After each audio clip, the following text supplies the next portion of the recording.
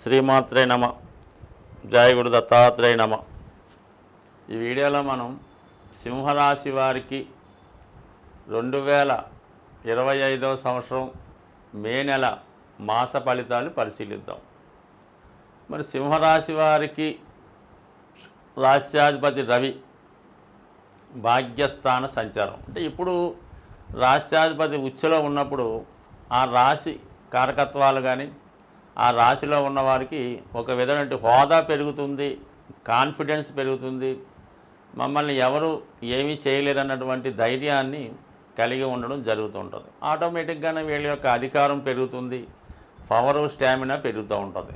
ఒకవేళ వ్యక్తిగతంగా మీకు కాకపోయినా మీ తండ్రి గారి యొక్క హోదా గుర్తింపు పెరగడం వల్ల అది మీకు గర్వకారణంగా కూడా ఉండడం జరుగుతుంటుంది. స్వభావసిద్ధంగా సింహరాశి వారికి ఎక్కడికి వెళ్ళినా మంచి గుర్తింపు లభిస్తూ ఉంటుంది, గౌరవం లభిస్తుంటుంది. ఇవన్నీ కూడా వీళ్ళకి ఇప్పుడు చాలా పుష్కలంగా లభించడం జరుగుతుంది. ఇదే రవి భగవానుడు మే 15వ తారీఖు తర్వాత దశమ స్థానంలోకి రావడం జరుగుతుంది. అక్కడ దిగ్బలుడై ఉండడం వల్ల సింహరాశి వారికి వృత్తిలో ప్రావీణ్యత పెరుగుతుంది, ప్రాధాన్యత పెరుగుతుంది.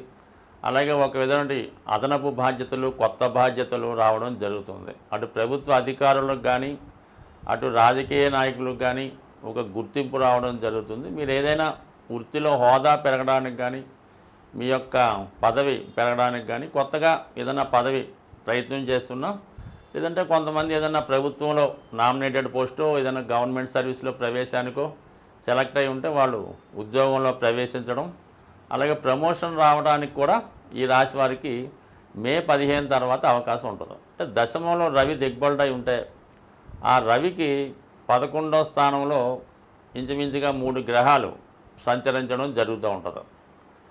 అది శని భగవానుడు వృత్తికారకుడు అవ్వడం వల్ల మీకు నామినేటెడ్ పోస్ట్ లాంటిది కానీ వారసత్వంగా రావాలని పదవి కానీ వచ్చే అవకాశం ఉన్నది. లేదంటే పోగొట్టుకున్న ఉద్యోగం తిరిగి సంపాదించుకోవడానికి కూడా అవకాశం ఉంటుంది. రాహు అక్కడ ఉండడం వల్ల సినిమా పరిశ్రమలో కానీ సాఫ్ట్వేర్ రంగంలో కానీ ప్రవేశించడానికి అవకాశం ఉన్నది.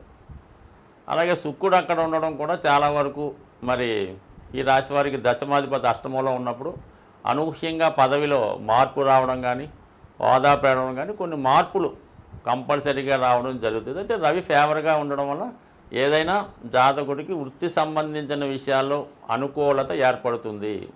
అయితే ఇప్పుడు అష్టమంలో ఉన్నటువంటి గ్రహాలు సడన్గా కొన్ని ఫలితాలు ఇవ్వడం జరుగుతూ ఉంటుంది. ప్రతిదీ అష్టమం, అవమానం, మరణం ఇలాంటివి ఆలోచించకుండా వృత్తి స్థానానికి 11వ స్థానంగా భావిస్తే కంపల్సరీగా వృత్తిలో అభివృద్ధి వస్తుంది. సప్తమ స్థానానికి అంటే భార్య లేదా భర్త యొక్క స్థానానికి ధనస్థానం అనుకుంటే వారికి ఆదాయం పెరుగుతుంది.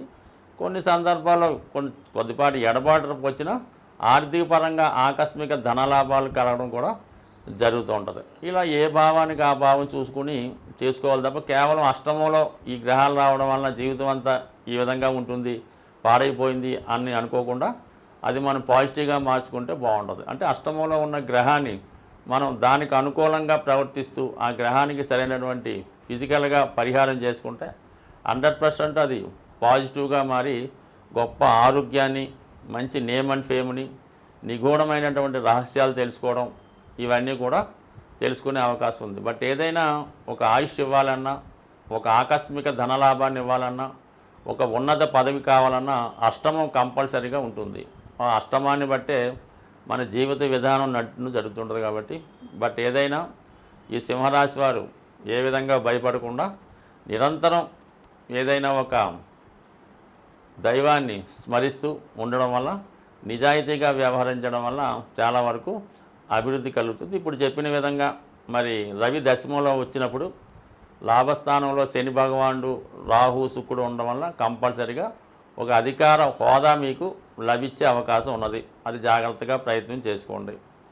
మరి కుజుడు వ్యయ స్థానంలో ఉండడం వల్ల భూములు, స్థిరాస్తులు కొనే ప్రయత్నాలు ఫలిస్తాయి.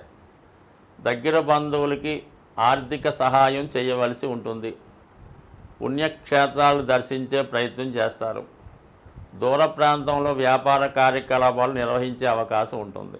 అయితే ఏంటంటే ఇంచుమించుగా సింహరాశి వారికి ఈ నెల 18వ తారీఖు వరకు ధనస్థానంలో ఉన్నటువంటి కేతువు కొన్ని కుటుంబపరమైనటువంటి సమస్యల్ని చాలా కాలంగా కుటుంబంలో ఒకరిని పోషించవలసి ఉంటుందన్నమాట. అంటే కుటుంబంలో ఒకరిని కాదు, ఎవరో బంధువును మిత్రులను ఎవరో ఒకరిని బాధ్యతలు తీసుకొని వారికి కావాల్సిన అవసరాలన్నీ కూడా ఒక వేస్ట్ క్యాండిడేట్ని పోషించడం జరుగుతూ ఉంటుంది. ఆ సమస్య మీకు ఈ నెల 18వ తారీఖుతో తీరిపోవడం జరుగుతూ ఉంది. అటువంటి కేతువు మీకు రాశిలో ప్రవేశిస్తాడు. ఎప్పుడైతే సింహరాశిలో కేతువు ప్రవేశించాడో ఒక విధంగా ఇది అగ్నితత్వ రాశి అవటం వల్ల, కేతువు కూడా అగ్నితత్వ గ్రహం అవటం వల్ల, కుజ లాంటి గ్రహం అవటం వల్ల చాలా వరకు ధైర్య సాహసాలతో ముందుకు వెళ్ళే ప్రయత్నం చేస్తారు. అయితే గతంలో కన్నా చాలా హ్యుమానిటీ పెరుగుతుంది. ఏ పని చేయాలన్నా కూడా చాలాసేపు తర్జన భర్జనలు మంచి చెడులు ఆలోచించడం జరుగుతూ ఉంటుంది. ఈ సమయంలో వచ్చిన అవకాశాలని పోగొట్టుకుంటుంటారు. కొన్ని అదనపు బాధ్యతలు కూడా నెత్తిన వేసుకోవడం జరుగుతూ ఉంటుంది. కాబట్టి ఏదైనా కేతువు రాశిలో ప్రవేశించాక జాతకుడు తన యొక్క మార్గాన్ని జీవన విధానాన్ని మార్చుకునే అవకాశం ఉంటుంది. కొంతమంది అంటే వాళ్ళ బాధ్యతలు తీరిన వారు కొంతమంది ఆధ్యాత్మిక రంగం వైపు అడుగులు వేసే అవకాశం ఉంటుంది. స్వస్తి. ముఖ్యంగా ఈ మే నెలలో రాహుకేతువులు రాశులు మారడం జరుగుతుంది. సాధారణంగా రాహుకేతువుల ప్రభావం అన్ని రాశుల వారి మీద ఉంటుంది. ఎందుకంటే రాహు ఉన్న రాశిని ఏ గ్రహంతో కలిస్తే ఆ ప్రభావాన్ని, ఏ గ్రహాన్ని చూస్తే ఆ ఫలితాన్ని మొత్తం అంతా మిక్స్డ్గా 12 భావాల మీద ఏదో ఒక ప్రభావం చూపడం జరుగుతుంటుంది. అయితే ఈ రాహుకేతువుల్ని ప్రసన్నం చేసుకుంటే తప్పనిసరిగా, అందుకే మనకి ఈ కలియుగంలో విఘ్నేశ్వరుడు, దుర్గా అమ్మవారు ఈ 2 దేవతల్ని పూజించుకోవడం వల్ల అటు రాహు అలాగే కేతువుని ప్రసన్నం చేసుకోవడం జరుగుతూ ఉంటుంది. తరచూ పనులు వాయిదా పడుతున్నా, ప్రారంభించిన పని పూర్తి కాకుండా ఉన్నా కేతువు యొక్క ప్రభావం ఉంటుందని గమనించి చాలా వరకు విఘ్నేశ్వరుణ్ణి పూజించుకోవలసి ఉంటుంది. అది సంకష్ట చతుర్థి కానీ, గణపతి హోమం చేసుకోవడం, వినాయకుడిని గరికతో అర్చించడం, అష్టోత్తరంతో పూజించుకోవడం. ఏ పని ప్రారంభించినా వినాయకుడిని ప్రారంభించుకుంటే మీకు ఈ విఘ్నాలు లేకుండా ముందుకు వెళ్ళడం జరుగుతూ ఉంటుంది.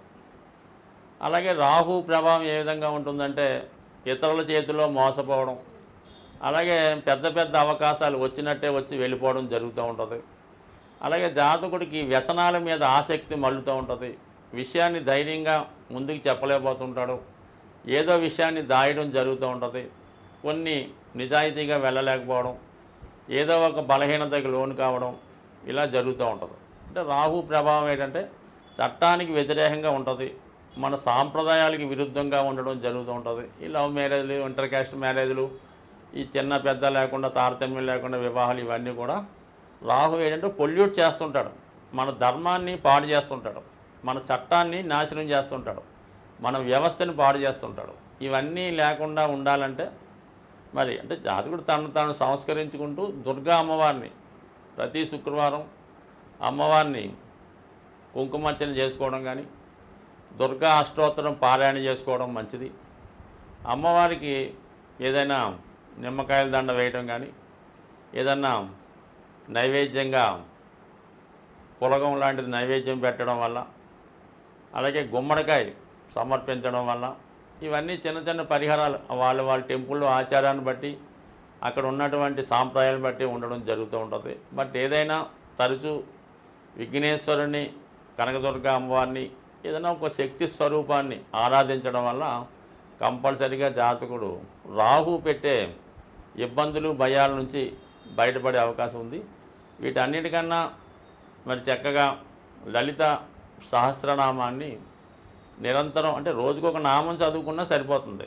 ఆ నామాన్ని, ఒక నామాన్ని ఎన్నుకోవడం, దాన్ని ఒక 18 సార్లు, 16 సార్లు, లేదా 108 సార్లు చదువుకోవడం, మళ్ళీ ఇంకొక రోజు ఇంకొక నామాన్ని అర్థంతో సహా తెలుసుకొని దాన్ని సంపూర్ణంగా మనస్ఫూర్తిగా ధ్యానం చేసుకోవడం వల్ల అటు రెమెడీగాను పనిచేస్తుంది, అటు ఐశ్వర్యాన్ని ఇస్తుంది. ఏదైనా దీన్ని మించినటువంటి రెమెడీ ఇంకోటి లేదనే చెప్పచ్చు. ఏదన్నా ఇతరులు చేయడం కన్నా సొంతంగానే చేసుకోవడం మంచిది. అంటే మా అమ్మాయి ఇవన్నీ చదవదండి, మా అబ్బాయి కుదరదండి, మేము చేయొచ్చా అండి అంటే మీరు చేయొచ్చు, కానీ ఎవరికి వాళ్ళు చేస్తేనే ఈ ఫలితం తొందరగా వచ్చే అవకాశం ఉంటుంది తప్ప మీతో ఇతరులు చేయడం వల్ల ఏంటంటే ఏదో కొంత ఫలితం వస్తుంది, కానీ ఏదో 10 సంవత్సరాలకో 20 సంవత్సరాలకో వస్తుంది. అదే మనం చేస్తే అది శీఘ్రంగానే రోజుల్లో వచ్చే అవకాశం ఉంటుంది. స్వస్తి.